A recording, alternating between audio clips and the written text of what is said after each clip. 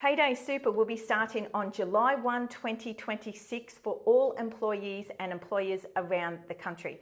This is the biggest change to compulsory superannuation since its inception in the 90s. So let's talk about this. The federal government have announced that the average 25-year-old would be or will be better off in retirement by approximately $6,000 due to this initiative.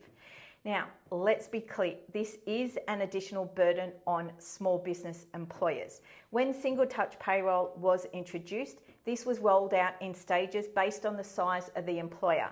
Unfortunately, this is not happening this time. It's all in, all at once from July 1, 2026. And to make matters worse, the Small Business Clearinghouse, which was a great free initiative where they could actually small businesses could process the superannuation for their employees, is actually closing. So it's not taking any new businesses since October 2025, and it will officially close on 30th of June 2026. So this will actually add more cost to small business employers around the country.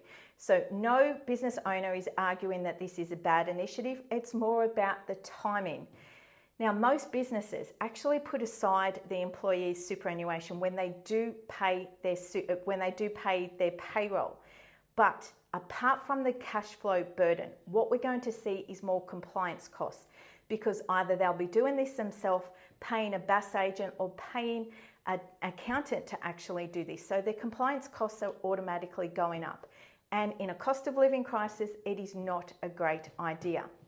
But if you are a small business owner, now is the time to actually get prepared. So the ATO have put out some great resources, and they're saying in February to March, plan and prepare. What we're actually doing with our clients is getting them onto weekly superannuation now to help with their cash flow and to help with the whole process, and training them if they do want to do this themselves.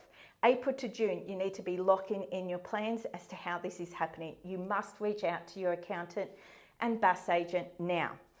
Also, the ATO have sent out a practical guidance listing for the first 12 months, low, medium and high risk when it comes to mistakes or late payments when it comes to this superannuation. So if you are an employer, now is not the time to put your head in the sand. You must start preparing now for this additional compliance cost.